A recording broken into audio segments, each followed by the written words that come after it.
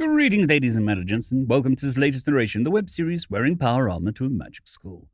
If you're new to this series, there is a playlist listed down below in the description.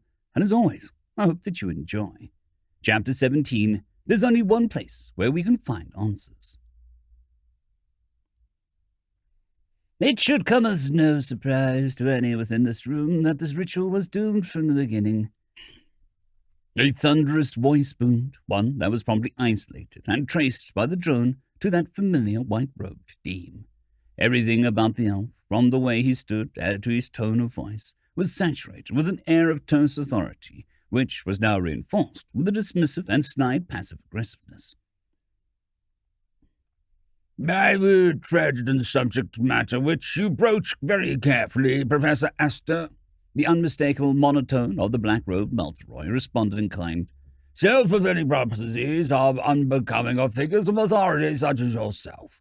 You, of all people, should know that should failure arise from this ritual, and should the proper channels be informed, that any and all verbiage that can be constructed as seditious will be investigated. The man stepped forward, walking around at a devastated landscape that was quickly being reassembled back into the original undamaged state. A standard ritual of duplicity performed by plain class mages, all graduates of the academy no less, meaning in a manner that hasn't been seen since the summonings of dawn. Why, if I were to place myself in the shoes of His Majesty's Investigator General, I would place the blame not on faulty mana pools or the peculiarity of extraneous circumstances, but on the purposeful undermining of Academy ritual protocols. Just be a man and be out with it, Professor. An annoyed elderly female voice entered the fray. The red-robed professor all but pushed herself in front of the frayed and frazzled blue-robed Vanavan, who had yet to have cast his hat into the ring. If you're going to be throwing around accusations, then be blunt with what is being accused. Would it be sabotage, or would it be sedition against the crown? Perhaps today we shall sprinkle in a dash of obstruction of protocol and decorum into the mix. Don't beat around the bush, you quill-pushing, lazy, ignorant, taint-ridden mouthpiece. Instead of the expected return of vitriol, Manathayria simply stood firm, cold and calm, his face betraying only the slightest hints of annoyance to the vitriolic finger-pointing. I will respond out of respect to your years of service, Professor, and indeed at the fact that I am still to this day your pupil. The cold, calm collectedness, however, vanished for a split second, if only to reinforce the power dynamics in the room. With your advanced age, I believe it wouldn't be my place to remind you to not conflate my respect for your person with my respect for your station. So please, do help me retain that respect for your person by ensuring that I do not lose my respect for your station, Professor Balnor. A brief standoff was had between the two professors, which was promptly broken by the frayed Vanavan, who was still reeking of nervousness and anxiety, his facial expressions all but locked in a permanent haze of indecision. Professors, please, let us place the failures of the ritual behind us and focus on what truly is at stake, the safety of those within the castle grounds. What we really must worry about now is how best to deal with this, runaway null, Vanavan interjected, as he attempted to veer the conversation away from the heated personal attacks and back towards whatever the whole situation was about in the first place. Aye, it will be difficult, the red-robed professor responded with an exasperated sigh, turning towards Vanavan and purposely allowing Manathayria's ultimatum to bounce right off of her. The Nells are lacking in mana fields, similar to the girl. The soul path map will be useless, and we can't have the gargoyles roaming the halls lest we raise further suspicion and incite panic. This is not even putting into consideration the fact that doing so will be a violation of the unspoken truce under the procedures set by the grace period. A precedent which I believe none of us here wishes to change, not when we are now staring down the face of not one, but two unknowns. The girl is not our primary concern, not right now at the very least, the dean proclaimed, as his eyes shifted towards that of the plinth and the bear-like figure, still completely still and lifeless in the corner of the room. Our primary concern should be the recapture of the Snell and its immediate destruction before the situation unravels even further than it already has. A collective murmur of agreement echoed throughout the room at that. Manathayria, the dean continued, since it was your department's decree that the ritual of duplicity be enacted, it falls on your head to clean up your unintended mess. Another stare-off quickly ensued between Manathayria and the dean, but this time it was clear whose argument had won out, as Manathayria gave the shortest of bows in acquiescence, only to land that sharp gaze on a figure that stood just in front of the drone's field of view. I think our apprentice has certainly seen her fair share of how the Academy interdepartmental relations are handled, Manathayria announced in a signature monotone, this time with a clear undertone of sarcastic intent. The dean interjected as he turned his attention to the apprentice in question, his voice shifting from one of absolute authority to one of more fatherly, patronizing tone. Step forward, Lariel. You have not barged into a conversation that you were not privy to. You will, after all, be standing where I stand in due course. It is necessary for you to see it all, every angle of the Academy, from the greatest successes to crises such as this. Indeed, it is not enough to merely be an observer, but to actively partake in the critical junctions. The apprentice does not need to complete her prerequisite experience criterion in crisis mitigation. This would be a perfect time for her to gain some real-world experience, Manathayria offered. With a no, absolutely not, the red-robed professor quickly shot back, taking a few steps closer towards Manathayria as she seized. How long should we shelter our own before they one day take our places? Would you wish for an individual with no experience in the handling of critical crises to stand by your side as you face off with another unbidden? Or perhaps a mass null crisis? Or a collapse of the Book of Souls? Could you see yourself that day amidst a crowd of inexperienced new bloods and feel confident in your chances of survival, let alone success? Manathayria shot back with little in the way of emotion, speaking as if he was pulling a situation from the pages of a history book rather than straight out of his own arse. It was at this point that Vanavan found it in him to step up to the plate once more. Professor, please, the Academy isn't an institution preparing for war, only to be shot down by Manathayria before he could even make his point. But it is an institution that must be ready for crisis. The null situation we face is merely considered a crisis in the grander scheme of things. If you aren't ready to allow your apprentices to face such a threat, then I fear for the threats that will inevitably face in the coming years, Manathayria interjected. But this time, there was something distinctly different about his tone of voice. It was one of the few, if not the first instances, where he was actually being genuine. There was a look in his eyes that didn't quite match the same glassy, aloof attitude he always seemed to have. There was something there that he wasn't telling the rest of the faculty. This fact was not lost on the dean, who had maintained careful eye contact with the black-robed professor, only to cut it off, as if signaling that the topic wasn't worth pursuing. At least, not right now. Balnor, however, clearly adamant on pushing forward her warnings. Professor Astur, please. You know for a fact what a null is capable of, and you understand it'll stop at nothing to accomplish its twisted aims. She pleaded with the dean, who remained completely silent on the matter. Professor, please, it'll stop at nothing to achieve what we failed to create. These pleas fell on deaf ears, however, as the dean simply gave a nod of approval to Manathayria, who relayed his orders to the apprentice without hesitation. The apprentice, the man spoke, eliciting an immediate response in the form of an elf taking a knee in display of respect. What will you have me do, Professor? L'Oreal spoke with her head bowed low. You are tasked with tracking down the whereabouts of Emma Booker's null. You will be given limited authority over the gargoyles of the halls and their site for the duration of this assignment. In addition, you should relieve yourself to be capable. You are to attempt to use all force necessary to neutralize the threat posed by the null. Doing so will grant you a Privy Seal commendation on the semester's final report. Manathayria laid out each and every word with his signature inflection and of authority, one that was in equal measure dismissive yet overbearing.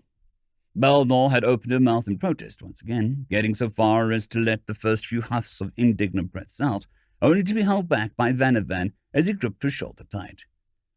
I accept this assignment humbly, Professor, the apprentice responded, not once lifting her head up to face the man. Then so be it. I expect an in-person update this evening. Do not disappoint us, Mauntleroy concluded, waving the apprentice away as the group of professors now moved towards the bear in the far corner of the room. The footage cut off there, with the drone making a beeline for the door following the apprentice's leave.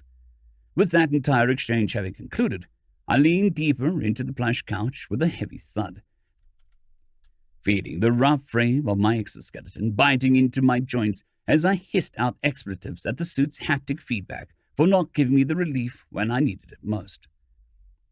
There's a lot to be unpacked here, I managed out with an exasperated sigh. First off, anyone here know what the ritual of duplicity or Renal is? I turned to both Dacia and Thalman, both of whom responded with varying degrees of the same response. No. All right, I took another breath, winding back the footage to confirm a suspicion that had been gnawing at me throughout the entire runtime. That, I pointed, freezing the image of the bear-like figure with the half of its face obscured by a hood or some sort of cloth. That brooch, I highlighted, then juxtaposed the drone's footage to that of the recording of our earlier interactions with a gaggle of nobles, zooming in to Uven in particular. And these anthropometric parameters, the footage was interlaced with a grid layout as the precise measurements of both Uven and the mystery bear in the labs was analyzed, revealing a precise match, with the only exception being the mystery bear's obscured face. Heavily imply that we're dealing with Uven having been in two places at once, I stated in no uncertain terms. Does Uven have some sort of twin brother or another member of his family currently serving at the academy? I asked plainly. Every few moments of silence punctuated this line of questioning. One that I expected a resounding "we don't know" from either of the two.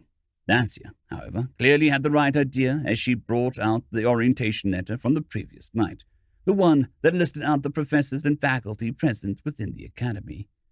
I had no idea how vital this piece of information would be until now, as we both scanned the document line by line, as well as the animated portraits on the parchments, but it was easy to strike out the idea of Uven's relatives being in the faculty almost immediately, as there were no bears in any of the portraits present. So, I guess we're left with a pretty big question here. I rewound the footage, pointing at the timestamps on both the drones and my helmeted footage. Look, the two were recorded barely 10 seconds apart. How the hell is he in two places at once? I voiced out with distress, as any semblance of Earth logic was clearly no use here. A class of illusionary spell which replicates an image of a person in another location.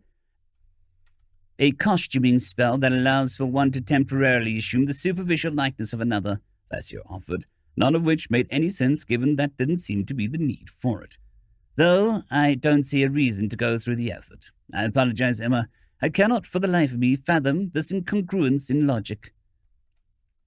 You guys said that you didn't know anything about the duplicity ritual, or whatever the feck a null was.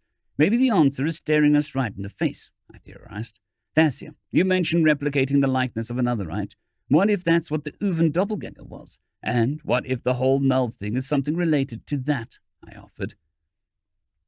That's not how illusionary spells work, Emma, the Avian replied bluntly. They're transient, and I've never once heard the term null being used in the context of an illusionary or light spell.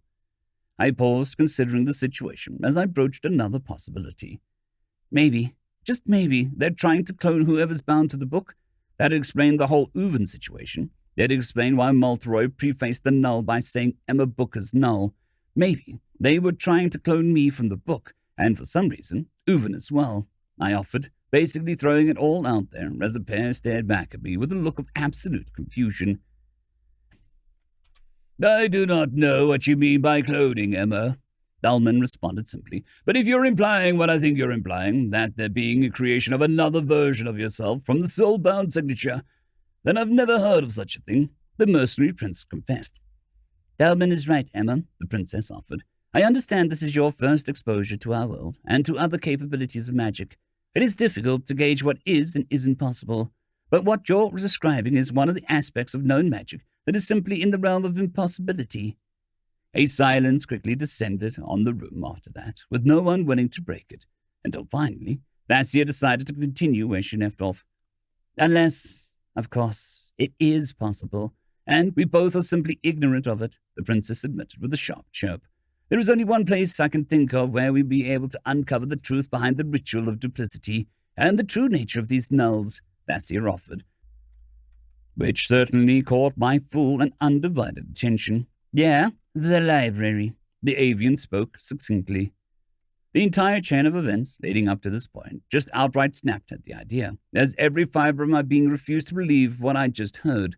I turned back to Thalman, who, instead of hosting what should have been a look of similar incredulous disbelief, had simply shifted to a look of minor doubt, as if the proposal was somehow reasonable enough to even entertain as an option worth exploring. Are you serious? I snapped back. Yes, Thassia replied with a cock of her head, as if unable to grasp just why this was a bad idea. I let out another sigh as I attempted to grip my forehead, resulting in my hand once again bonking against the glass and composites of my helmet, the armor refusing to let me emote as much as I would have liked to. Thassia, wouldn't the library be the last place in the world that we should be headed to? It is literally part of the academy, and the whole place is under an iron fist of the administration conspiring against us. If we were to waltz in, request a book on the hot topic of the day, wouldn't that raise a few red flags with the librarian? Or wouldn't some alarm be raised, notifying the administration that a student just so happens to be interested in an obscure, scarcely known topic that coincidentally lines up with the current struggles faced by the upper brass? I offered, not once realizing that perhaps things might have worked differently here. Earth, the UN, and the entirety of humanity had been spoiled by an age of unbridled access to information. The past 1,000 years of human history since the invention of the internet was, without a doubt, a game-changer in the mentality of every single generation since its inception. Yet, as much as the information was freely available, so too was it capable of being flagged by appropriate authorities. It was a given, at least in my mind, so much so that it never occurred to me that this might have been the point where I finally took a deep dive into fundamental, systematic incongruency. Because after nearly 30 generations of constant exposure to internet, and by extension 12 generations of exposure to infosphere, was enough to establish a set of fundamental beliefs so ingrained that it was difficult to really think outside of it. Part of me realized that was the case as soon as I'd finished laying out my points. But still, wouldn't it just make sense for a place so embroiled in its political games to be on top of information restriction game? Those are entirely valid concerns you have, Emma, Thassia responded with a heavy nod, and they would be entirely pertinent to our current predicament and directional course if the library was in fact an academy-bound institution. There was a brief pause where Thassia took time to establish eye contact with me, looking right at me through my opaque lenses, with those sharp, calculating eyes of hers. It took a second, but I realized what she was doing. She was pausing for dramatic effect. A gotcha moment. That was so out of character that I had to do a double take just as she'd already departed with the rest of the conversation. Thankfully, that is not the case, and it has never been the case from the inception of the library and the academy, for both were established for vastly different purposes, by two entirely different parties, which to this day maintain the same agreement set forth by their respective charters. I turned back to Thalman to gauge his reaction, which had remained the same stalwart look of apprehension. The princess is right, the mercenary prince spoke with a heavy sigh. However, the library is a place of trickery and deceit, he warned, as he got up and stretched, holding both arms behind his head as he continued to speak his mind. The princess will have more knowledge on this matter than I do, I admit. However, I am not entirely illiterate on the topic of the Nexus and its deeper lore. The fact of the matter is, the library is an enigma, and a living antithesis to its very existence. Legends speak of a great ivory tower, holding all wieldy and magical knowledge, a tower which is supposed to be accessible to all, no matter what their station, yet was built atop a sheer cliff face, precariously overlooking a waterfall with only known passage being a small bridge originating from the academy grounds. It claims to offer knowledge to all, yet it requires magical acumen to comb the great archives. It claims no allegiance but to the spirit of knowledge. Yet it constructs enigmatic rules which serve no one but itself. The explanation felt like it was equal measures, a fairy tale being recounted, and a bitter, disenfranchised partisan venting his frustrations. It was a strange dichotomy that honestly felt like a tonal whiplash. But then again, tonal whiplash was starting to become the norm here, rather than the exception. I craned my head over to face Thasia, as if to gauge whether or not these explanations were in fact valid. I was met with a careful, pondering look of reflection, which very much matched what the avian had to say in response. "Those are the primary issues with the library, albeit abbreviated and embellished," Thasia admitted. "As many would say, the library works in mysterious ways, yet it is the only equalizer in the otherwise Nexus-dominated reality. Yes, it is meant to be accessible to all, but it positions itself in such a way that makes it relatively difficult for the average commoner to access, let alone discover what they seek without the aid of magic." It was at that point that I decided to make an executive decision. All I need to know is if this library is in fact a separate entity and won't rat us out to the academy. I made sure to maintain eye contact with the other two, despite knowing it probably meant nothing given the helmet.